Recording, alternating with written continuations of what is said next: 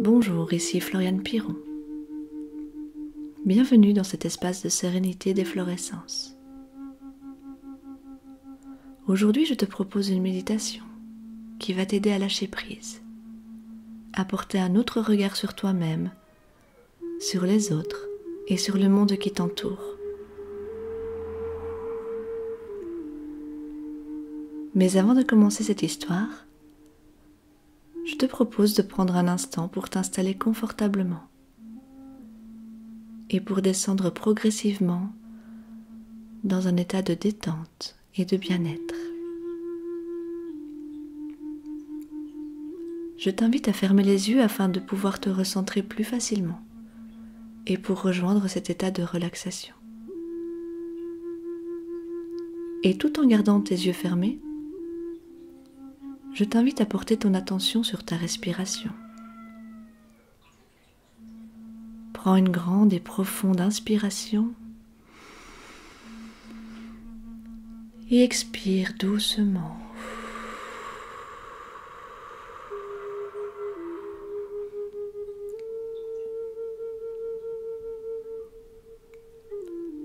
Tu vas retrouver peu à peu ta respiration naturelle,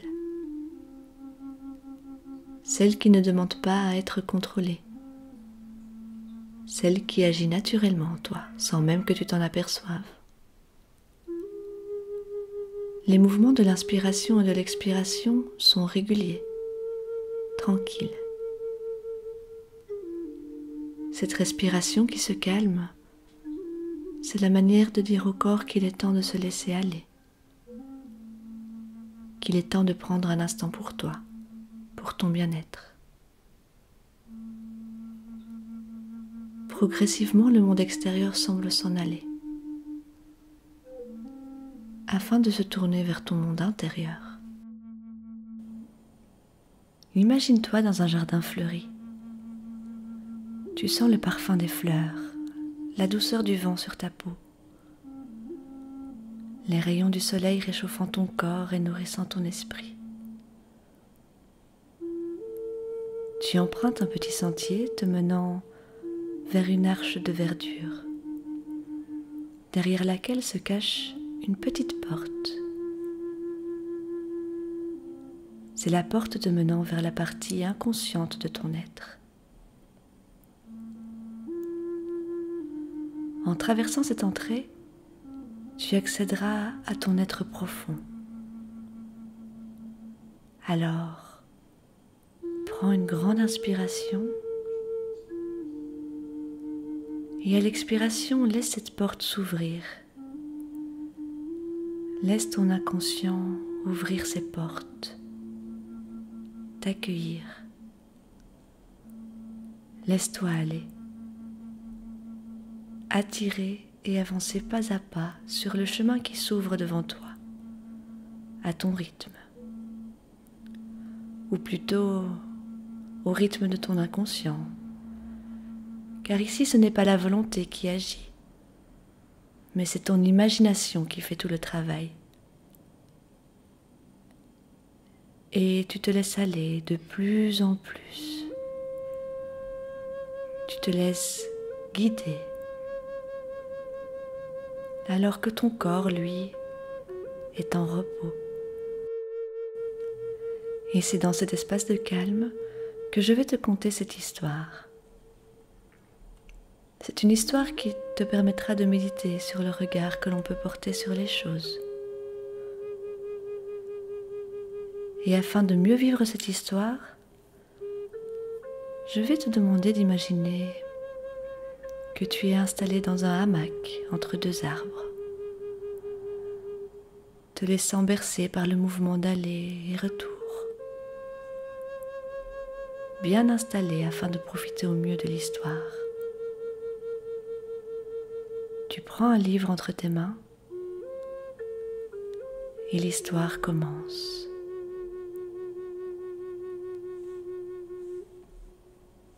Cette histoire s'appelle « Les portes de la sagesse ». Un roi avait pour fils unique un jeune prince, courageux, habile et intelligent. Pour parfaire son apprentissage de la vie, il l'envoya auprès d'un vieux sage. « Éclaire-moi sur le chemin de la vie, demanda le prince. « Mes paroles s'évanouiront comme les traces de tes pas dans le sable, répondit le sage. Cependant, je veux bien te donner quelques indications. Sur ta route, tu trouveras 3 portes. Lis les préceptes inscrits sur chacune d'elles. Un besoin irrésistible te poussera à les suivre. Ne cherche pas à t'en détourner, car tu serais condamné à revivre sans cesse ce que tu aurais fui. Je ne peux t'en dire plus. Tu dois éprouver tout cela dans ton cœur et dans ta chair. Va maintenant. Suis cette route droit devant toi. »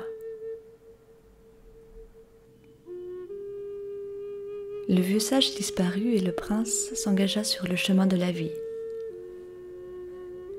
Il se trouva bientôt face à une grande porte sur laquelle on pouvait lire « Change le monde ». C'était bien là mon intention, pensa le prince, car si certaines choses ne me plaisent pas dans ce monde, d'autres ne me conviennent pas. Et il entama son premier combat. Son idéal, sa fougue et sa vigueur le poussèrent à se confronter au monde, à entreprendre, à conquérir, à modeler la réalité selon son désir. Il y trouva le plaisir et l'ivresse du conquérant, mais pas l'apaisement du cœur.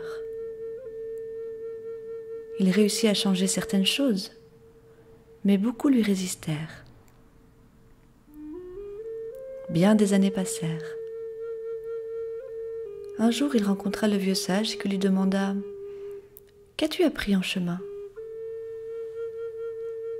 J'ai appris, répondit le prince, à discerner ce qui est en mon pouvoir et ce qui m'échappe, ce qui dépend de moi et ce qui n'en dépend pas. » « C'est bien, dit le vieil homme. Utilise tes forces pour agir sur ce qui est en ton pouvoir.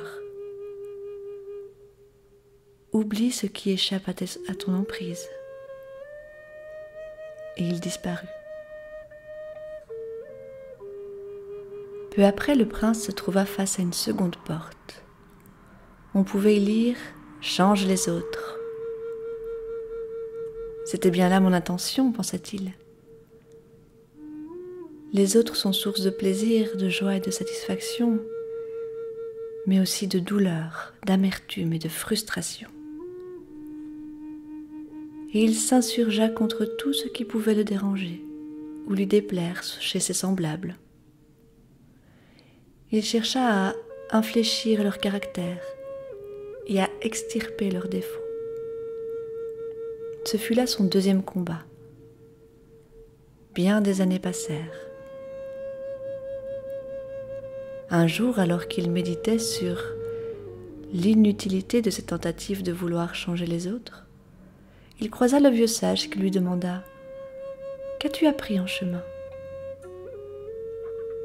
J'ai appris, répondit le prince, que les autres ne sont pas la cause ou la source de mes joies et de mes peines, de mes satisfactions et de mes déboires. Ils n'en sont que le révélateur ou l'occasion. C'est en moi que prennent racine toutes ces choses. » « Tu as raison, dit le sage. Parce qu'ils révèlent en toi, les autres te révèlent à toi-même. Sois reconnaissant envers ceux qui font vibrer en toi joie et plaisir, mais sois-le aussi envers ceux qui font naître en toi souffrance ou frustration. Car à travers eux, la vie t'enseigne ce qui te reste à apprendre et le chemin que tu dois encore parcourir. Et le vieil homme disparut. Peu après, le prince arriva devant une porte où figuraient ces mots. « Change-toi toi-même. Si je suis moi-même la cause de mes problèmes, c'est bien ce qu'il me reste à faire, se dit-il. Et il entama son troisième combat. Il chercha à infléchir son caractère, à combattre ses imperfections, à supprimer ses défauts, à changer tout ce qui ne lui plaisait pas en lui, tout ce qui ne correspondait pas à son idéal. Après bien des années de ce combat, où il connut quelques succès, mais aussi des échecs et des résistances, le prince rencontra le sage qui lui demanda « Qu'as-tu appris en chemin ?»«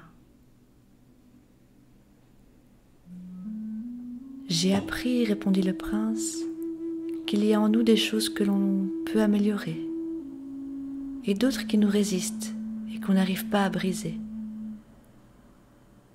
C'est bien, dit le sage.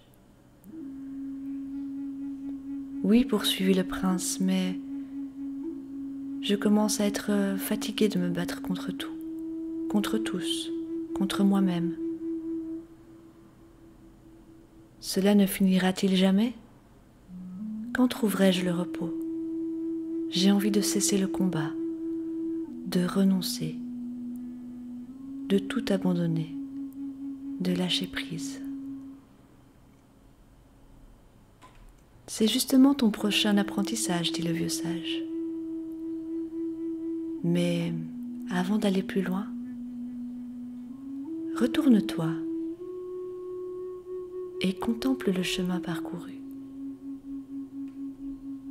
Et il disparut.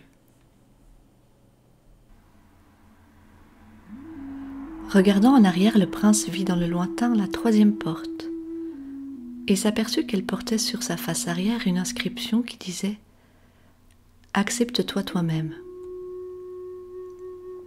Le prince s'étonna de ne point avoir vu cette inscription lorsqu'il avait franchi la porte la première fois, dans l'autre sens. Quand on combat, on devient aveugle, se dit-il. Il vit aussi, gisant sur le sol, éparpillé autour de lui, tout ce qu'il avait rejeté et combattu en lui. Ses défauts, ses ombres, ses peurs, ses limites, tous ces vieux démons. Il apprit alors à reconnaître, à les accepter, à les aimer. Il apprit à s'aimer lui-même, sans plus se comparer, se juger, se blâmer. Il rencontra le vieux sage qui lui demanda « Qu'as-tu appris sur le chemin ?» « J'ai appris, répondit le prince, que détester ou refuser une partie de moi, c'est me condamner à ne jamais être en accord avec moi-même. J'ai appris à m'accepter moi-même, totalement, inconditionnellement. » C'est bien, dit le vieil homme, c'est la première sagesse. Maintenant, tu peux repasser la troisième porte. À peine arrivé de l'autre côté, le prince aperçut au loin la face arrière de la seconde porte, et il lut « Accepte les autres ». Tout autour de lui, il reconnut les personnes qu'il avait côtoyées dans sa vie. Celles qu'il avait aimées, comme celles qu'il avait détestées. Celles qu'il avait soutenues et celles qu'il avait combattues. Mais à sa grande surprise, il était maintenant incapable de voir leur imperfection, leurs défauts, ce qui autrefois l'avait tellement gêné et contre quoi il s'était battu. Il rencontra à nouveau le vieux sage qui lui demanda « Qu'as-tu appris sur le chemin ?» « J'ai appris, répondit le prince, qu'en étant en accord avec moi-même, je n'avais plus rien à reprocher aux autres, plus rien à craindre d'eux. J'ai appris à accepter et à aimer les autres totalement, inconditionnellement. » C'est bien, dit le vieux sage, c'est la seconde sagesse. Tu peux franchir à nouveau la deuxième porte. Arrivé de l'autre côté, le prince aperçut la face arrière de la première porte et il lut « Accepte le monde ». Curieux, se dit-il, je n'avais pas vu cette inscription la première fois. Il regarda autour de lui et reconnut ce monde qu'il avait cherché à conquérir, à transformer, à changer. Il fut frappé par l'éclat et la beauté de toutes choses, par leur perfection. C'était pourtant le même monde qu'autrefois. Était-ce le monde qui avait changé ou son regard? Il croisa le vieux sage qui lui demanda: « Qu'as-tu appris sur le chemin ?» « J'ai appris, dit le prince, que le monde est le reflet de mon âme, que mon âme ne voit pas le monde, elle se voit dans le monde. Quand elle est enjouée, le monde lui semble gai. Quand elle est accablée, le monde lui semble triste. Le monde, lui, n'est ni triste ni gai. Il est là, il existe, c'est tout. Ce n'était pas le monde qui me troublait, mais l'idée que je m'en faisais. J'ai appris à accepter sans le juger, totalement, inconditionnellement. C'est la troisième sagesse, dit le vieil homme. Te voilà à présent en accord avec toi-même, avec les autres et avec le monde. Un profond sentiment de paix, de sérénité et de plénitude envahit le prince. Le silence l'habita. Tu es prêt maintenant à franchir le dernier seuil, dit le vieux sage. Celui du passage du silence de la plénitude à la plénitude du silence. Tout comme ce roi, nous nous battons parfois contre le monde, contre les autres et contre nous-mêmes. Mais lorsque nous nous réconcilions avec la beauté de ce que nous sommes, nous renouons avec le monde qui nous entoure. C'est le regard que nous portons sur nous et sur le monde qui nous fait entrer en état de conflit ou de paix. Il y a du positif partout car il y a du bon en chacun de nous. Et être capable de voir les qualités dans les différences, de voir les choses sous un angle nouveau, nous permet d'apprécier notre vraie nature et la nature des autres. C'est la flexibilité du mental qui permet de comprendre comment utiliser notre capacité à lâcher prise et fait de nous des personnes libres et heureuses. Je vais à présent te laisser profiter de cet espace de calme et de silence pour te laisser apprécier la beauté de ce que tu es et la beauté du monde qui t'entoure. Te laisser développer ces émotions positives, ces émotions de compassion, de gratitude, ces émotions qui vont t'aider à t'accepter et à accepter les choses, les autres, et à voir la lumière dans chacun de nous. Alors prends le temps de bien assimiler et de ressentir ces émotions le plus intensément possible. Et grâce à cela,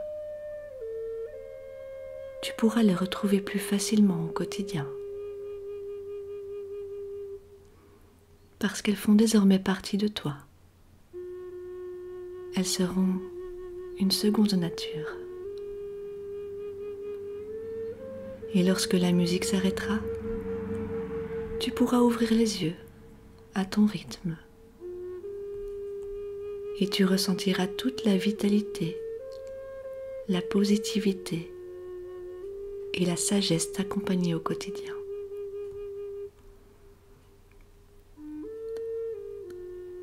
Il est temps pour moi de te dire merci et à bientôt.